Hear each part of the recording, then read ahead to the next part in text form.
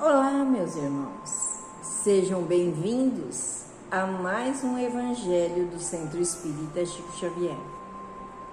Mais uma vez, reunidos em nome de Jesus, reunidos nessa casa bendita que nos acolhe com tanto carinho, com tanto amor, que traz para nós um momento de reflexão, um momento de confiarmos em Jesus para que aquilo tudo que nós fazemos podemos fazer melhor, podemos refletir sobre essas nossas ações e podemos também agradecer por tanto que Ele tem nos dado, por tanto que Ele nos incentiva na prática do bem, do amor e da luz. Pedindo a Jesus que nos acompanhe em mais esse Evangelho, em mais essa lição de hoje. Lição de Emmanuel, que está no livro Pão Nosso, psicografia do nosso querido Chico. Que ele sempre nos traz esse momento de reflexão e de aprendizado, porque quando nós entendemos o que ele quer dizer, no bom sentido, nós começamos a colocar em prática, mas ainda somos muito papagaios, falamos, mas na hora de colocar em prática ainda fica muito difícil esse ensinamento. Por isso nós vamos falando sempre, vamos sendo o papagaio de Emmanuel, mas que um dia nós possamos ouvir, ler, falar sobre essas lições e colocar em prática.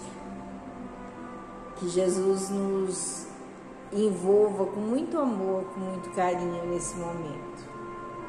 E a lição de hoje, ela se chama Olhos. E está na segunda carta de Pedro, no capítulo 2, versículo 14, o seguinte: eles têm olhos cheios de adultério. Vamos fazer um parágrafo aqui, porque adultério não é aquilo que a gente normalmente ouve falar. Adultério é tudo aquilo que nós mudamos o sentido. Adultério é adulterar. Nós adulteramos uma página, nós adulteramos um produto, nós adulteramos muitas coisas. Então, essa palavra não é só no sentido quando é de traição, mas é de mudar as coisas do jeito que são. E Emmanuel começa: olhos cheios de adultério constituem rebelde enfermidade em nossas lutas evolutivas. Raros homens se utilizam dos olhos por lâmpadas abençoadas e poucos empregam como instrumentos vivos de trabalho santificante na vigília necessária. A maioria das criaturas trata de aproveitá-los à frente de quaisquer paisagens, na identificação do que possuem de pior. Aqui entra muito bem o nosso jeitinho brasileiro, né? Homens comuns, e quando ele diz homens, somos todos nós, homens e mulheres, pessoas. Homens comuns habitualmente pousam os olhos em determinadas situações apenas para fixarem os ângulos mais apreciáveis aos interesses inferiores que lhe dizem respeito. Se atravessam um campo, não lhe anotam a função benemérita nos quadros da vida coletiva, e sim a possibilidade de lucros pessoais e imediatos que lhe possa favorecer. Se enxergam a irmã afetuosa de jornada humana que segue não longe deles, premeditam quase sempre a organização de laços menos dignos. Se encontram companheiros nos lugares em que atende os objetivos inferiores, não os reconhecem como possíveis portadores de ideias elevadas, porém, como concorrentes aos seus propósitos menos felizes. Ouçamos o brado de alarme de Simão Pedro, esquecendo o hábito de analisar com o mal. Olhos otimistas saberão extrair motivos sublimes de ensinamento nas mais diversas situações do caminho em que prosseguem. Ninguém invoque a necessidade de vigilância para justificar as manifestações de malícia. O homem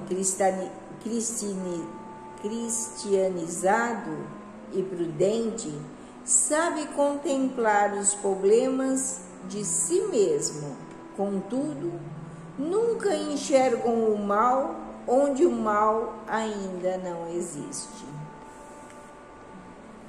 É bem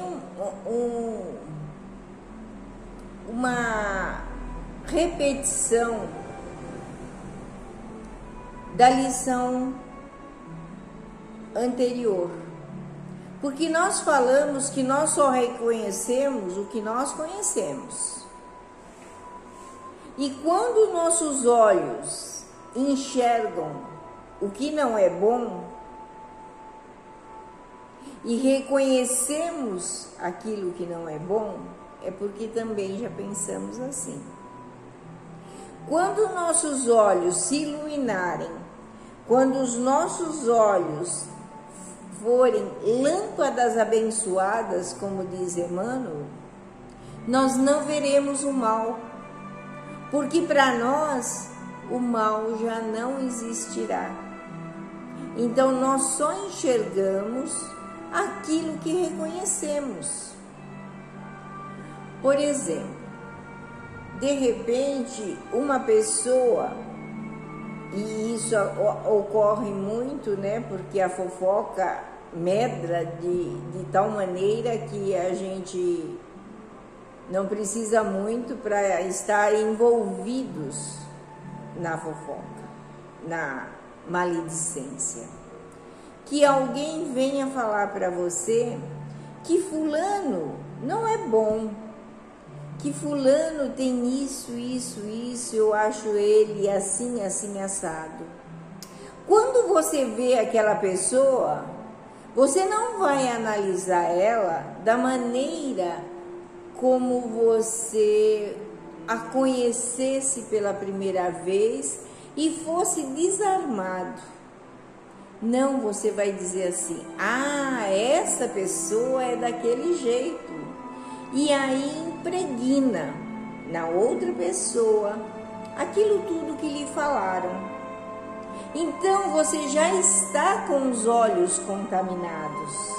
E isso é nos negócios, isso é no dia a dia. Nós vamos ver sempre isso. Olha, não gosto de fulano de tal porque ele é assim, assim, assim. E eu ainda não conheço ele. E quando eu o ver, eu já vou olhar ele com outros olhos. Porque ainda o mal existe em mim. E esse mal é que nós devemos afastarmos dele. Os nossos olhos têm que ser olhos iluminados, olhos que santificam. Porque ninguém é de todo mal e ninguém é de todo bem. Nós ainda temos as nossas dificuldades, nós queremos a santidade do outro, mas ainda não somos santos. Então, que esses olhos possam ver a beleza de Deus, a beleza de uma flor, a beleza de tudo aquilo que Deus coloca em nossas vidas. Porque muitas vezes nós só vamos perceber a beleza que Deus coloca em nossas vidas quando nós não mais as tivermos. E é isso que nós precisamos fazer. Santificar o nosso olhar, para que Ele possa nos ajudar nessa trajetória de evolução. Que Jesus nos abençoe, derramando sobre nós as suas bênçãos, derramando sobre nós a sua luz, fazer com que os nossos olhos brilhem e ilumine a todos aqueles a quem nós olharmos, a quem nós acariciarmos com o nosso olhar, que nós possamos usar os nossos olhos como Jesus nos olha, como irmãos, como filhos de Deus. Senhor Jesus, esteja conosco, hoje e sempre. Graças a Deus e graças a Jesus.